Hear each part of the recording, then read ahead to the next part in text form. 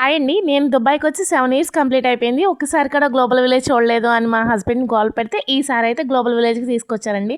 అసలు global village అంటే ఏంటి అని అడుగుతారా?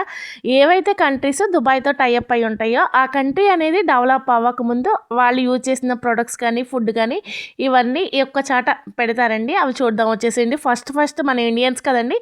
ఇండియన్ గురించి చూపించేస్తాను. ఇదొచ్చేసి మన ఇండియన్ పోర్ట్ అండి. దీని లోపల ఇండియాకి సంబంధించిన ఫుడ్ ఐటమ్స్ కానీ, ఇలా డ్రెసెస్ కానీ ఉంటాయన్నమాట.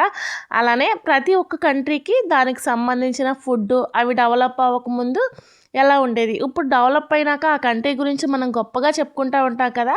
సో ఆ కంట్రీ అనేది డెవలప్ అవ్వకముందు ఎలా ఉంటుంది, ప్రెజెంట్ ఎలా ఉంది అనేది కూడా అన్నీ కలిసి ఒకే ప్లేస్లో చూపించేదాన్ని గ్లోబల్ విలేజ్ అంటారండి.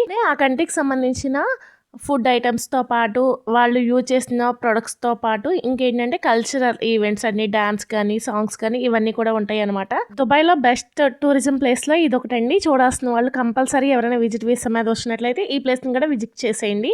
ఇది వచ్చేసి ఓన్లీ వింటర్లోనే ఓపెన్ ఉంటుందండి. 6 months ఓపెన్ ఉంటే 6 months అయితే గ్లోబల్ విలేజ్ అనేది క్లోజ్ ఉంటుందండి. సమ్మర్లో అయితే ఎండ బాగా ఎక్కువ ఉంటుంది కాబట్టి క్లోజ్ ఉంటుంది అనమాట. అలానే ఈ వీడియో నచ్చినట్లయితే ప్లీజ్ అండి సబ్స్క్రైబ్ చేసుకోండి, వేరే వాళ్ళకి షేర్ చేయండి. Okay, bye, see you next video.